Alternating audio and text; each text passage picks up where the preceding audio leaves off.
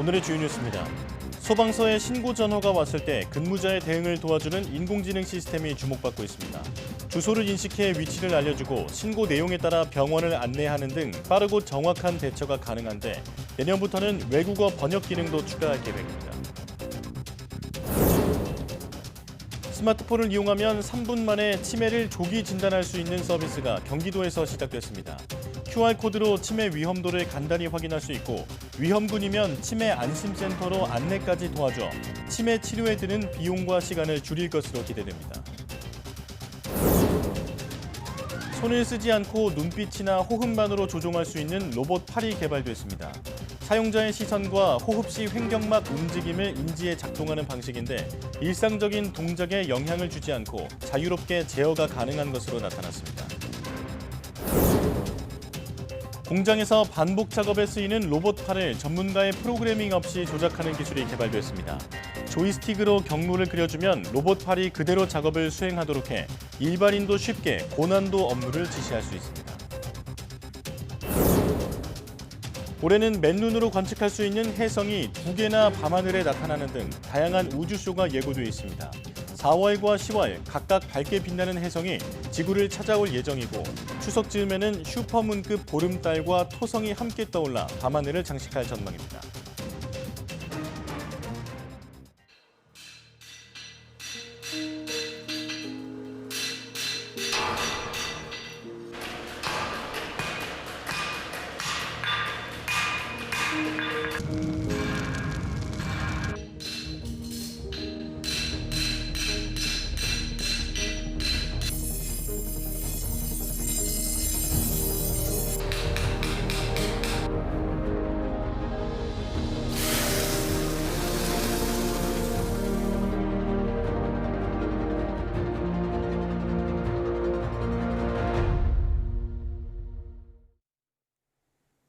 여러분 안녕하십니까? 갑진년 1월 2일 사이언스 투데이입니다. 새해 첫날 일본에서 최대 추정 규모 7.6의 강진이 발생해 대규모 쓰나미 경보가 발령됐습니다. 일본 기상청은 앞으로 2, 3일 이내 추가로 강진이 일어날 수 있다고 경고했습니다. 도쿄에서 김세호 특파원이 보도합니다. CCTV가 심하게 흔들리는 가운데 주택가 곳곳에서 짙은 흙먼지가 일어나고 있습니다. 지진으로 인해 일부 건물들이 무너진 것으로 추정되는 모습입니다. 진열된 물건들이 바닥에 떨어지고 놀란 시민들은 혼비백산하며 대피하고 있습니다.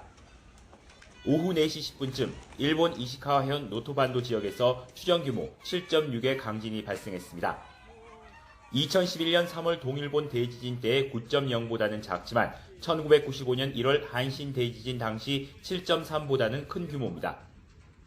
이번 강진으로 이시카와현에는 대규모 쓰나미 경보가 발령된 데 이어 야마가타, 니가타, 도야마, 후쿠이, 효고현 등 일본 북부 연안에도 쓰나미 경보가 발령됐습니다. 大きな津波を観測中です。沿岸部や川沿いにいる人はすぐに高いところへ避難をしてください。 일부 지역에는 이미 쓰나미가 도달했는데 일본 기상청은 쓰나미가 반복적으로 진행되면서 높이가 더욱 올라갈 수 있다고 강조했습니다. 이번 지진으로 사이타마현과 니가타현을 잇는 신칸센 운행이 중단되고 니가타 공항의 항공편도 결항됐습니다. 또 산사태나 도로 파괴 등으로 일부 도로의 통행이 중단됐습니다. 이와 함께 이시카와현에서는 여러 주택이 무너지고 화재도 발생한 것으로 전해졌습니다. 家屋の倒壊等の被害が確認をされています。引き続き被害の全容把握に向け全力を挙げて情報収集に努めてまいります。 일본 정부는 현 시점에서 원전의 이상은 확인되지 않았다고 밝혔습니다. 이런 가운데 일본 기상청은 2, 3일은 비슷한 규모의 추가 지진 우려가 있다고 경고했습니다. 도쿄에서 YTN 김세호입니다. 어제 일본 도야마현 북쪽 90km 해역에서 발생한 강진의 여파로 동해안에서도 최고 67cm 높이의 지진 해일이 관측됐습니다. 다행히 인명피해나 물적 피해는 없는 것으로 집계됐습니다. 강희경 기자가 보도합니다.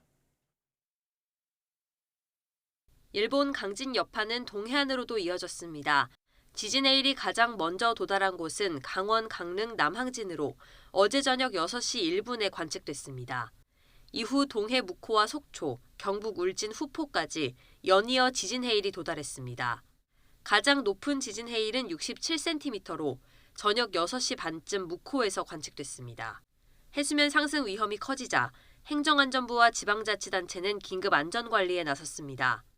행안부는 묵호항이 있는 강원 동해시에 지역 재난안전대책본부를 가동하라고 요청했고, 강원도는 동해안 6개 시군에 긴급 재난 문자를 보내 선박을 대피시키고 주민들에게 높은 지대로 대피하라고 당부했습니다.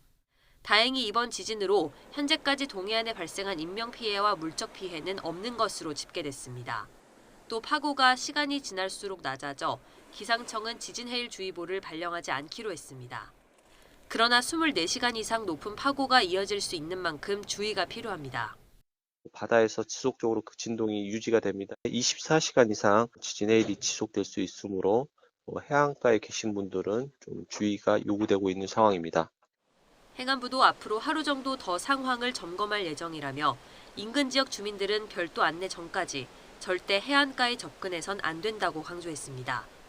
YTN 강희경입니다. 작년은 역사상 가장 더웠던 1년으로 인류의 기후위기 대처 능력에 의문이 제기된 해로 기록될 것이라고 세계 과학자들이 경고했습니다. 미국 국립해양대기청은 지난 174년 가운데 작년이 가장 더운 해가 될 확률이 99%가 넘는다고 밝혔습니다. 미국 기후분석단체 버클리 어스도 작년 평균 기온이 산업화 이전보다 1.5도 이상 높았을 것이 거의 확실하다고 분석했습니다. 1980년대 기후위기를 최초로 공개 경고한 제임스 헨슨 미국 컬럼비아대 교수는 작년과 올해는 기후변화 대응에 있어 정부의 무능함이 드러난 전환점이 될 것이라고 말했습니다. 헨슨 교수는 영국 일간 가디언과 인터뷰에서 세계가 지구온난화를 막는 데 실패했을 뿐만 아니라 온난화 속도가 오히려 가속화했다며 이같이 말했습니다. 기후위기 시대에 접어들면서 이전에는 볼 수 없었던 새로운 기상현상들이 나타나고 있습니다. 이런 현상들을 표현하는 새로운 날씨 용어도 속속 등장하고 있는데요. 기상기후 신조어를 김민경 기자가 소개합니다. 겨울 날씨를 대표하는 단어는 사만사온입니다.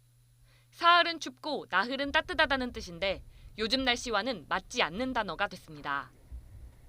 올겨울 날씨를 보면 초반에 반짝 춥다가 포근해지더니 중반부터 북극 한파가 열흘가량 이어졌습니다. 이른바 11온 구한입니다. 지난 여름에는 피해를 줄 만한 폭우에 공식 명칭이 붙여졌습니다. 바로 극한호우입니다. 시간당 50mm 이상의 비, 3시간 누적 강수량이 90mm가 넘는 경우를 동시에 만족해야 합니다. 재난 문자를 발송하는 근거를 마련하기 위해서입니다. 집중호우 폭우처럼 강하게 오는 비를 지칭하는 용어가 있었는데 구체적인 강우량 기준을 넣어 극한호우라는 용어를 만든 것이죠. 마른 하늘의 날벼락이라는 속담도 현실이 됐습니다. 지난 여름 비 없이 천둥과 번개만 치며 마른 뇌우라는 단어가 등장했습니다.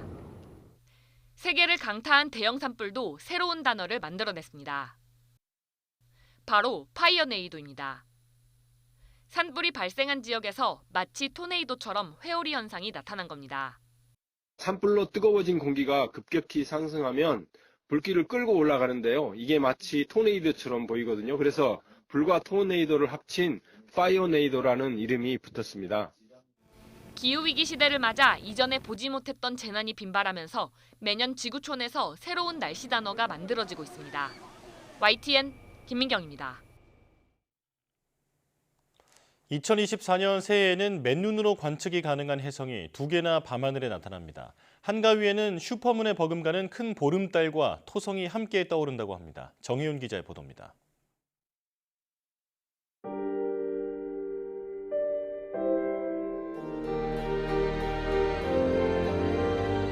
하얗고 긴 꼬리가 유난히 아름다운 혜성. 밤하늘을 수놓는 모습이 신비스럽지만 혜성을 맨눈으로 보는 기회는 무척 드뭅니다. 그런데 새해에는 무려 2개의 혜성이 지구를 찾아옵니다. 4월에 만날 혜성의 이름은 폰스브룩스입니다. 71년 만에 한 번씩 찾아오는 혜성인데 마치 뿔이 난 것처럼 보여 악마 혜성으로 불리기도 합니다. 보통 망원경으로만 볼 수 있었지만 올해는 맨눈 관측이 가능할 정도로 밝아져 평생에 한 번 있는 기회를 만들어줄 것으로 보입니다. 10월에는 서쪽 하늘에서 밝게 빛나는 또 다른 혜성을 만날 수 있습니다. C2023A3 혜성이 그 주인공으로 무려 8만 년 만에 지구를 찾습니다. 특히 이 혜성은 큰 계자리 1등성인 시리우스만큼 맑아 해가 진 저녁 하늘에서 쉽게 찾아볼 수 있습니다. C2023A3 혜성은 10월 13일 저녁 무렵에는 서쪽 하늘에서 18일쯤에는 새벽에 만나게 될 전망입니다. 올해에는 평소에 보기 힘든 혜성의 모습을 망원경이 아닌 맨눈으로 볼 수 있는 기회가 2번이나 있을 것으로 보입니다. 특히 10월에는 멋진 꼬리를 가진 혜성의 모습을 볼 수 있을 것으로 예상됩니다. 추석 한가위 즈음에는 슈퍼문급 보름달과 토성이 만드는 우주쇼도 예정돼 있습니다. 추석 날 밤 둥글고 큰 보름달 위로 고리가 아름다운 행성, 토성이 떠올라 환상적인 광경을 연출합니다. 12월에는 해왕성이 반달 뒤로 숨었다 나타나는 엄폐 현상과 시간당 150개 이상의 별똥별이 떨어지는 쌍둥이 자리 유성우가 연말 밤하늘을 장식할 예정입니다. YTN 정혜윤입니다.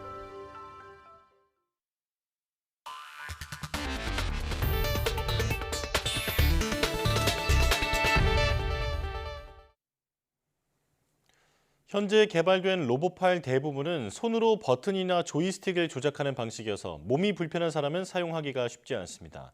스위스 연구진이 사지를 전혀 쓰지 않고 눈빛이나 호흡만으로 정확하게 조종할 수 있는 로봇팔을 개발했습니다. 최소라 기자입니다.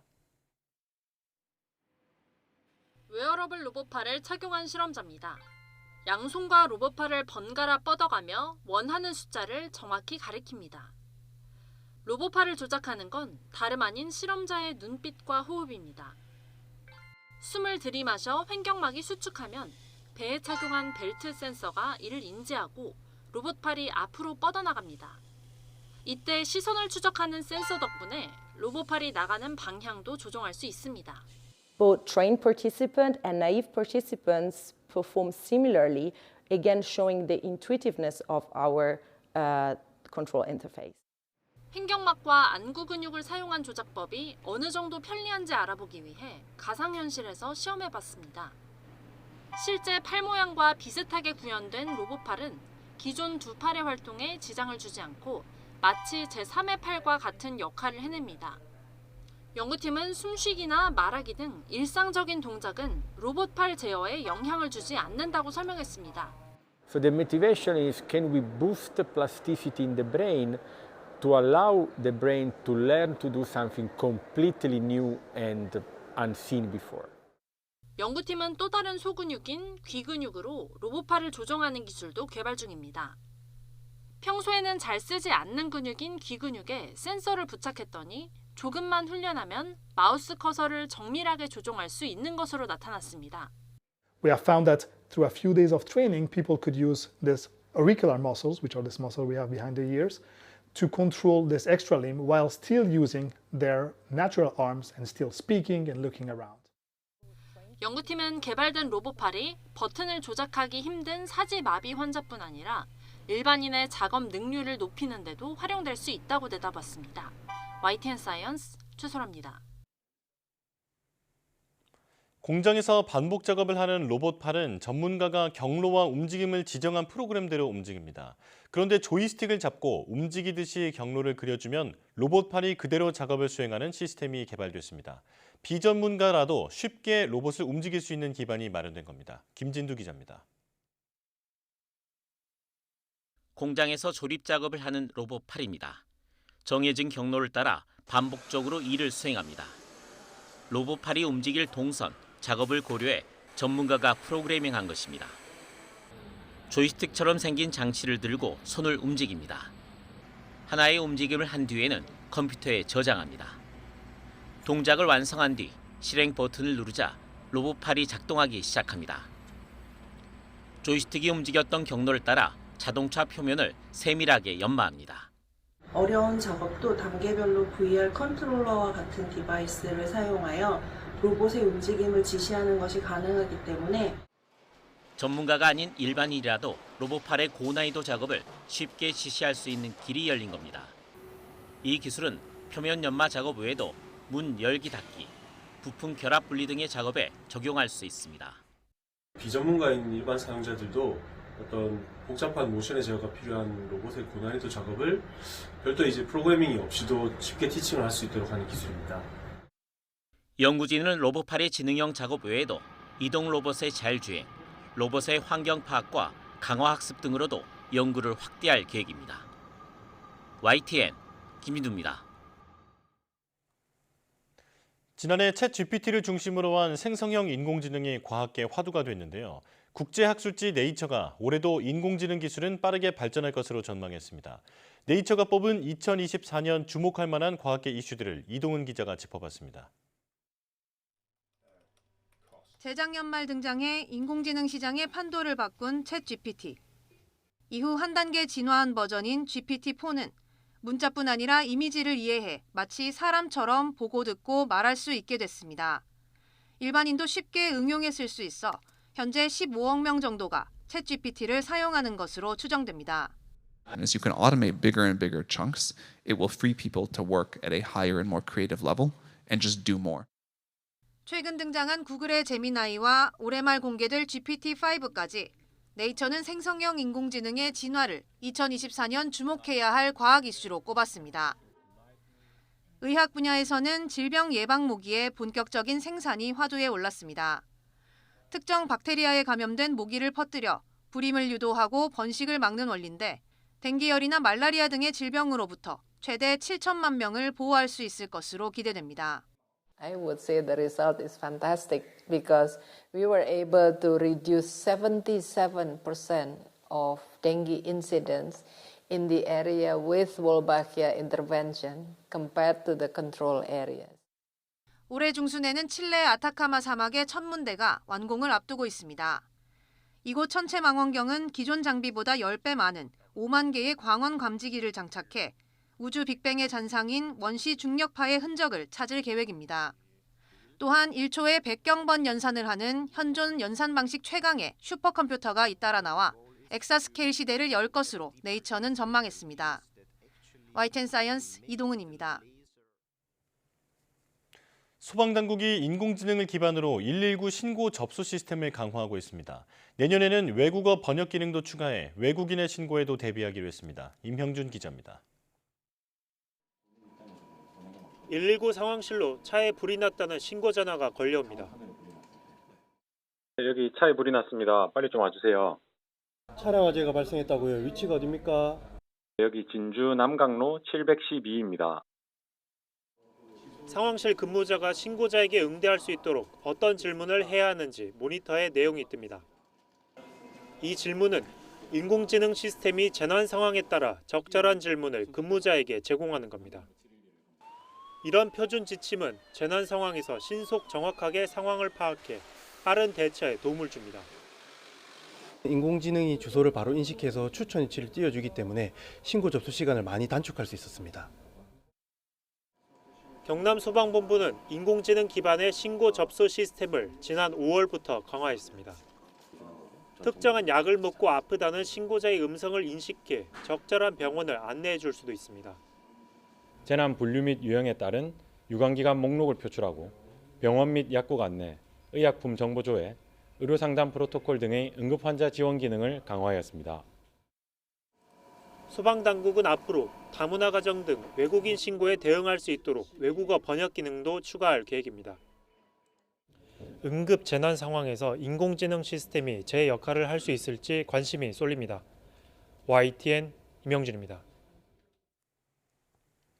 국내 치매 환자는 65세 이상 노인 인구의 10%인 75만 명 정도로 추산되는데요. 치매 진단이 빨라지면 빨라질수록 그만큼 치료에 쓰이는 사회적 비용과 시간을 절약할 수 있습니다. 경기도가 스마트폰이나 태블릿을 활용한 치매 조기 진단 사업에 나섰습니다. 최명신 기자가 보도합니다.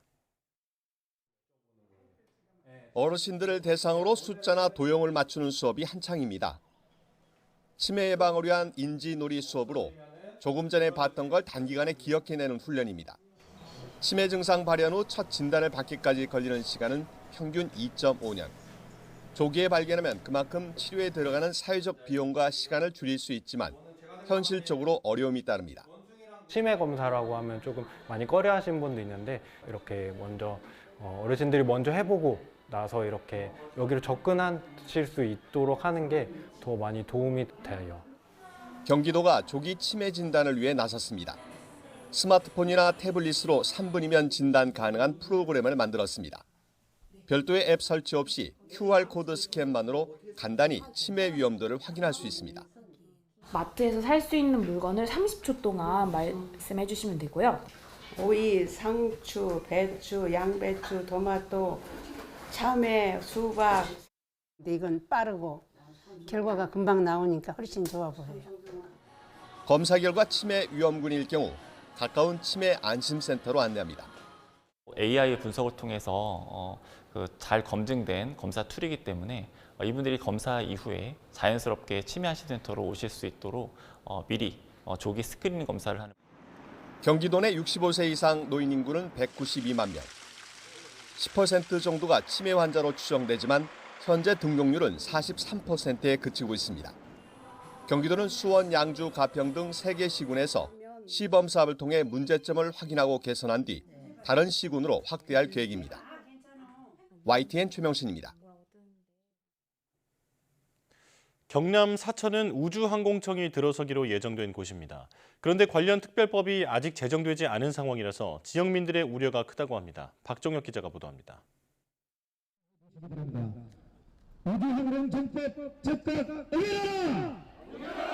의결하라! 경남의 상공인들이 국회를 찾아 우주항공청 특별법 통과를 촉구합니다. 정부는 경남 사천에 우주항공청을 설치하기로 하고 지난 4월 관련 특별법 정부안을 국회에 제출했습니다. 하지만 특별법은 8개월 동안 국회에서 통과되지 못하고 있는 상황 때문에 경남의 상공인들이 특별법 통과를 촉구하고 나선 겁니다. 홍익표 더불어민주당 원내대표 등 국회의원들을 찾아 우주항공청 경남 설치의 당위성을 설명했습니다. 수개월째 국회에서 논의만 이어지고 있는 지금 지역민들이 느꼈던 기대감은 불안감으로 변했고 때로는 분노로까지 이어지고 있습니다. 특별법 국회 통과를 위해 총력전을 펼치던 경남도는 우주항공청 개청을 위한 작업을 진행하기로 했습니다. 정기국회에서 특별법의 통과가 무산된 상태에서 정부만 바라보고 있긴 어렵다는 뜻입니다. 우주복합도시 조성과 이를 맡아 주도할 추진단을 내년 초에 꾸리기로 했습니다. 우리 도는 우주항공청이 성공적으로 안착할 수 있도록 각계 전문가로 구성된 우주항공복합도시 건설준비단을 선제적으로 구성 운영하겠습니다. 임시국회 회기는 오는 9일까지. 우주항공청 설치 특별법이 국회에서 통과될지 지역민들의 관심이 큽니다. YTN 박종혁입니다.